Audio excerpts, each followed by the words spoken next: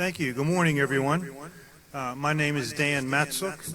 I am the project manager for a major research project that was started by the Quality Education Council, a subcommittee for the Beaver County Partnership.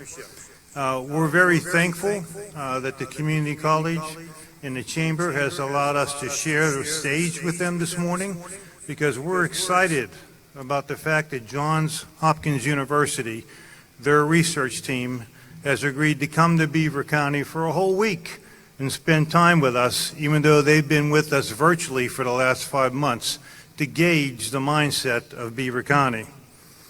3 years ago, the Quality Education Council started this journey of research to find out what could education possibly look like in the year 2030. And we were able to garner almost $250,000 in grant funds in order to start a 4-phase research journey. Phases 1 and 2 have been completed, and Johns Hopkins University team has joined us for phases 3 and 4. We're excited about announcing the team. We're excited about having such a reputable university be our partners to take a deeper dive into how we can enhance and strengthen the K-16 educational system here in Beaver County, so that we can grow Beaver County and attract people to live here and to learn here and to work here. So there will be a question and answer period at the end of this particular session, and afterwards we'll probably gather over to my right, your left, for any further conversations that you would like to have. So what I'm going to do at this time is I'm going to turn the program over to Skip Homan. He's the chairman of the board of directors for the Beaver County Partnership. Skip. Hey,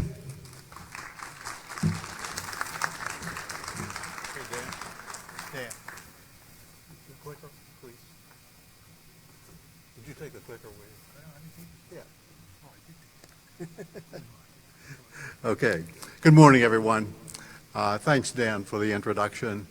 I'm a little challenged this morning, but I'm glad I'm standing and glad to be here with you this morning. It's great to be here and have the opportunity to share what we're doing with the K-12 public school system in Beaver County. So the Beaver County Partnership was formed in 2016. It's a public-private organization. We're about population growth.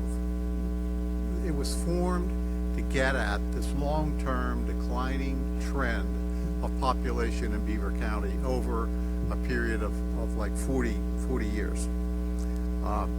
Everything about it has some negative impacts on the county, our schools, as well as the county, businesses, everybody. So the partnership wanted to get at helping to turn that trend around and change that trend. It's all volunteer organization, and we began with 5 to focus in 5 areas. Okay, there we are. So in, I guess it was early 2016, a think tank was formed. Actually, it was formed and led at that time by Commissioner Jack Manning, who was executive director of the Chamber of Commerce at the time. It included about 18 leaders from Beaver County. We met a number of times, spent several weeks and months trying to think about how to go about the initiatives, achieving the goals that we wanted to have. And out of that think tank came these 5 drivers of population growth, we believed. Economic job growth, desirable housing, quality of place, good government, and quality education. We pretty quickly realized that that scope was too broad for one organization, and also that there were other organizations in Beaver County that were focusing in some of those areas. So we stepped back and began to focus on quality of place, and those initiatives are being led by Riverwise and Daniel, which is a project of the partnership, and education. So we formed the Quality Education Council very early on. It currently is about 60 leaders from the education community throughout Beaver County. It's led by Dr. Eric Rosendale. There are 5 committees or work groups: Workforce Development, Bridges and Pathways College Partnership, which is Penn State Beaver, Community College, and Geneva. An Equity Impact Committee that was formed and led recently by Dr. Don Sheffield, a PR Marketing Group, and the K-12 Education Committee. And out of the K-12 Education Committee came the K-12 team that is leading and working on this feasibility study that we're talking about today. I just want to quickly mention the members of that team. It's really an excellent team. I think we've really worked well together. But the team leader is Dan Matzuk, who you just met. Dan is Chief Recovery Officer for the State Department of Education. Rob Postapak, I saw Rob back in the back here a few minutes ago. Rob is Superintendent of Black Hawk and Western Beaver School Districts. Dr. Eric Rosendale from the Beaver Valley Intermediate Unit. Dave Whitaz is here, is Director of the Beaver County Career and Technology Center. Commissioner Jack Manning, who was a founding member of the partnership, the QEC, and the K-12 team. Sarah McLuhan from the Allegheny Intermediate Unit is our communications consultant. Amy Anderson is a principal at Black Hawk, and Dr. Don Sheffield is diversity and inclusion consultant, and myself. We've built a great bond of trust among this team, and we've become good friends. So it's been really a great team to work with. So project status. We suspected, and why we're doing the study, we suspected early on that our school systems, the perception especially of our K-12 public school systems, were impacting young families moving, the potential for them to move to Beaver County. And basically we wanted to get at that in a deeper kind of way. So as Dan mentioned, we started this 4-phase feasibility study. Phases 1, data collection. Phase 2, community engagement, have been completed. In that data collection, we did indeed find confirmation of our suspicion that the school systems was part of the issue with young families moving here. One of the data points that actually shocked us was that 44% of the people who work in Beaver County live outside Beaver County. 44%. Like I say, that was a shocking piece of data that we learned in that phase. Of course, we also learned issues about declining tax base, increasing costs to educate students, roughly half of the number of kids that we had 40 years ago, and also households with school-age children. So we learned a number of concerning issues in that phase.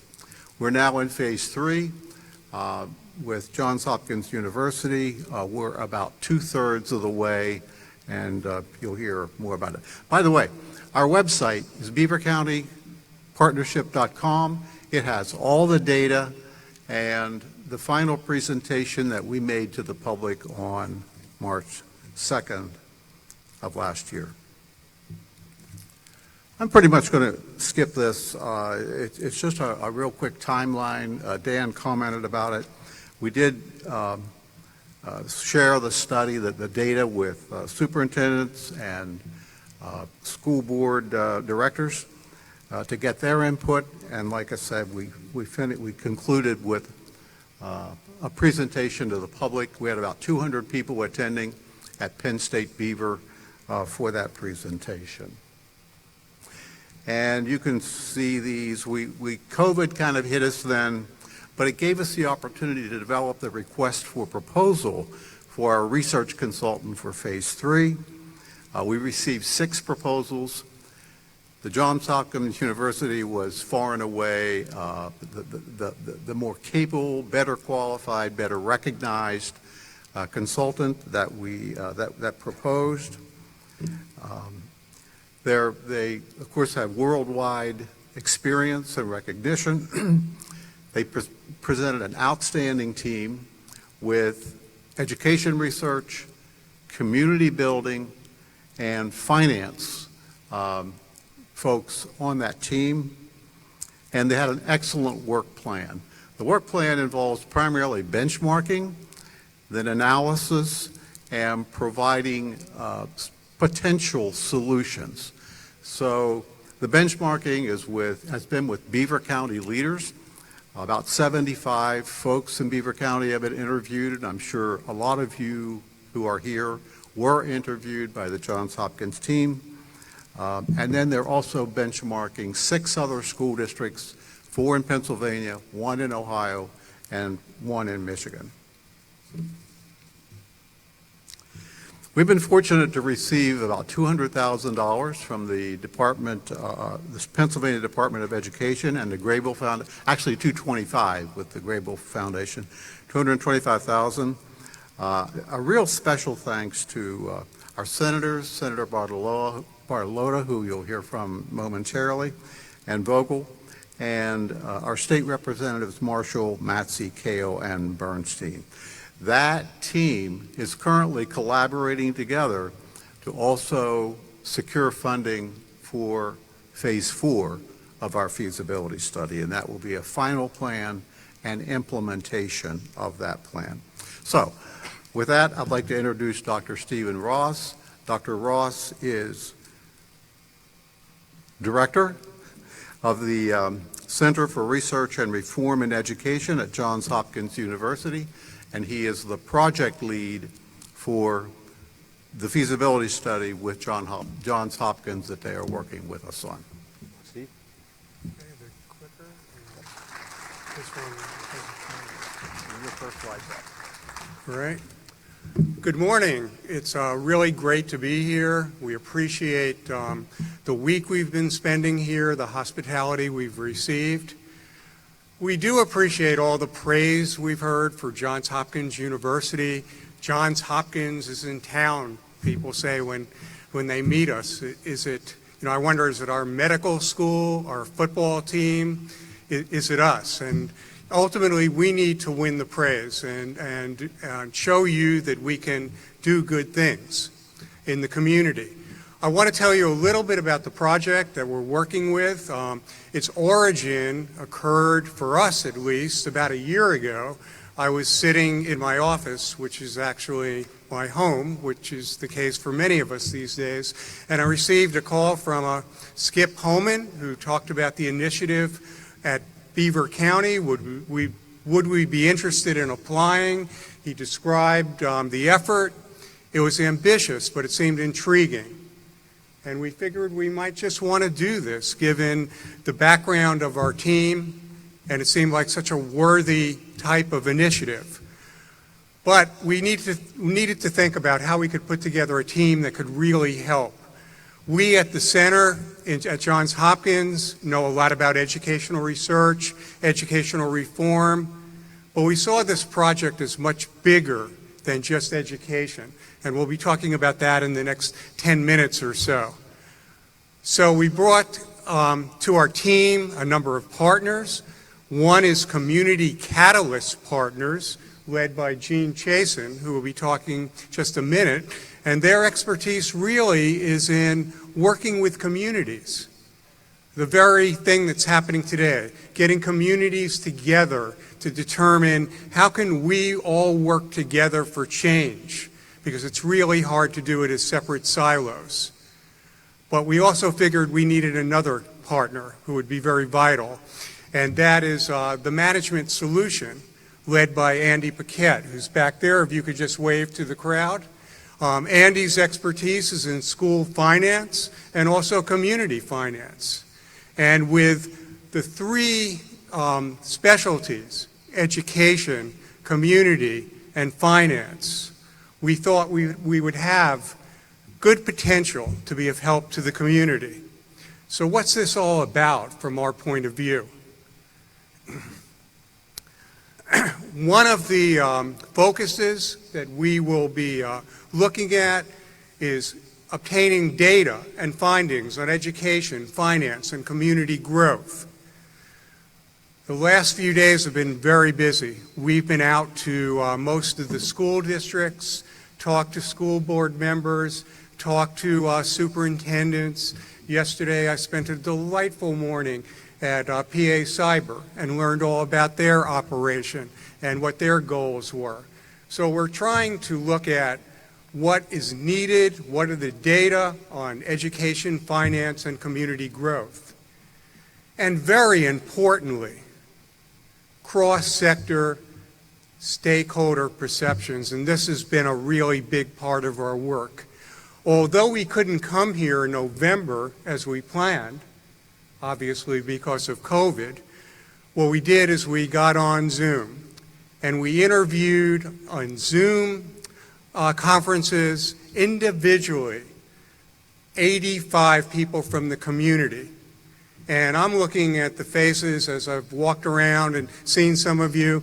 Many of you were part of those interviews. I can tell you two things. Seeing you in person, you look thinner and taller in person. But we did all those interviews, and we've also done, probably 10 or so focus groups. I believe at this point in time we should have a big thermometer going up, that we have talked to close to 300 people, including students, who have been very informative. So that's a big part of our work, because ultimately it needs to be the community that decides what to do, and the community voice, and we wanted to hear the voices. Another thing we're doing, led by Joe Riley, who's back there, Dr. Joe Riley from Johns Hopkins, is looking at similar communities, communities with similar demographics, 4 in Pennsylvania and 2 outside Pennsylvania. But these communities have had increases in population, increases in school enrollment, and maybe increases in economics for whatever reason. And we're talking to them and studying them, not for magical silver bullets that you can snap your fingers and bring what they're doing here, but for ideas on best practices, what worked, for creative ideas, so that we can share them. So with that, with this information from the data, from the interviews, from the benchmarking, we will be putting together, and Jean will be talking about this in just about 30 seconds, we'll be putting together a report where we will be looking at possible solution strategies. But the word I want to emphasize most there is the adjective possible. We will not be coming in with prescriptions, because if we prescribe and it's not owned by you or invented by you, I don't think it'll be successful. We'll be coming in as facilitators, as critical friends, as sources of information. And then we hope we can pass the ball to you, but also work with you to achieve goals that the community comes up with. So let me bring Jean here to talk about what's next on the horizon. I did the recommendations part. I'll be back though, I saved the applause. Thank you. It's a pleasure to be with you today and to be in Beaver County this week. I too want to thank those of you that we interviewed. The time you invested helped paint a picture for us and deepen our understanding of the context of Beaver County. What all of this is going to lead to is a final report that describes the methods, the findings, and what we found in the benchmark communities, as well as what we learned from those 85 interviews that were conducted by Zoom and from the focus groups, Just a side note, the focus groups we did with the high school students was remarkable. We had a cross-section of students from high schools across the county, and the young people were articulate, they were talented, they were passionate, they were knowledgeable. You are producing amazing young people in this county. The report that I'm referencing is going to highlight recommendations for the county, and as Steve mentioned, what we are going to be laying out in that report are a set of strategic options for the county to consider. Those options will include potential areas of focus, priorities for positive change, strategies and associated resources that will be required, the evidence base that supports those recommendations, and an explanation of how each focus supports the county's core values and expressed goals. It's important to note that this work is grounded in the community. In our experience, community ownership, involvement, and investment are critical conditions for success.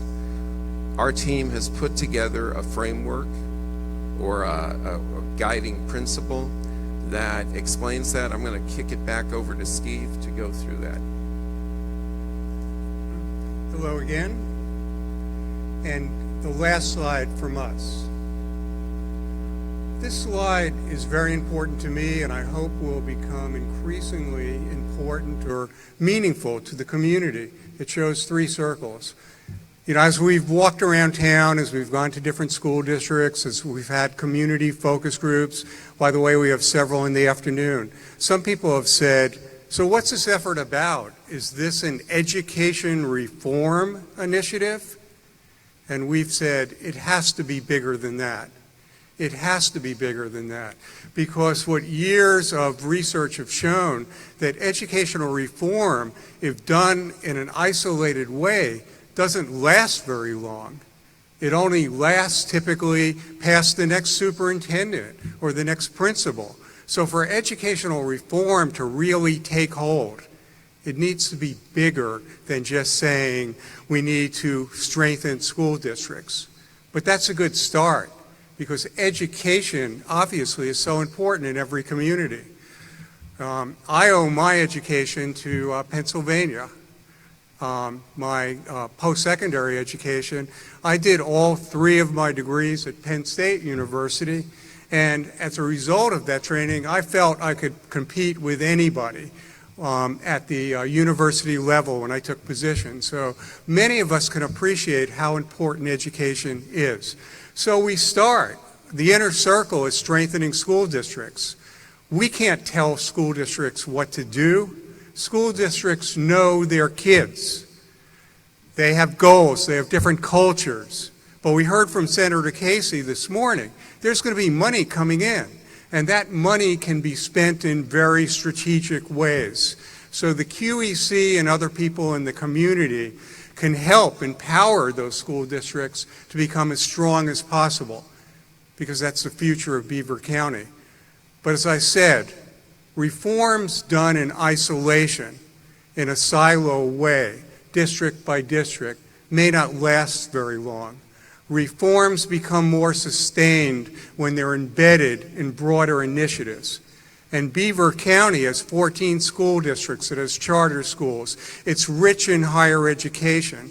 And the county can do more when the individual educational districts and organizations are working together. You know, we heard an example of that this morning, about 30 minutes ago. Jennifer presented on social emotional learning. And that looks like it's very valuable, because we heard I know it's very valuable because we study that. And we heard from so many kids about the pressures during COVID of learning at home and getting readjusted. That particular program can be shared with all districts, with all schools, potentially. I'm not trying to get into trouble here, but that is something that's very valuable. And so different districts do different things, and they can share resources. They're in competition, true, but they can also raise the level of the water for the whole county together. But again, what we found out with educational reform time and time again, that reforms just done in the school buildings may not last very long unless the community is behind it. The community is saying, we need to keep doing that. We need to hire the superintendents, the principals, the teachers that are rowing in the same direction. Those reforms are sustainable. So that's what we're working toward. And the ultimate goal is not just education reform. It's economic growth and prosperity in the county. And I think that's what everybody is here thinking about and wanting to work toward. We are definitely willing to help. So thanks for the opportunity to talk to you.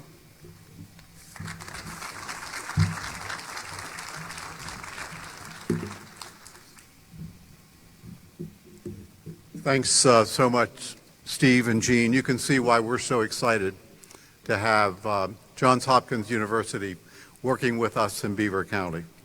Okay, now I'm really pleased to introduce Senator Camera Bartolotta. Camera's one of our biggest cheerleaders. She's been such a strong support for the work that we're doing and the vision that we have for Beaver County. So I'm glad that she could join us this morning.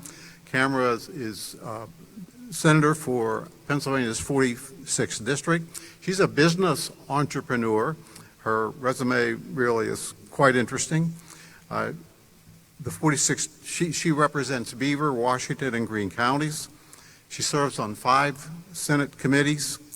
She's a passionate advocate for our project here in Beaver County, and she's taking the lead in securing continued funding for our work on this project.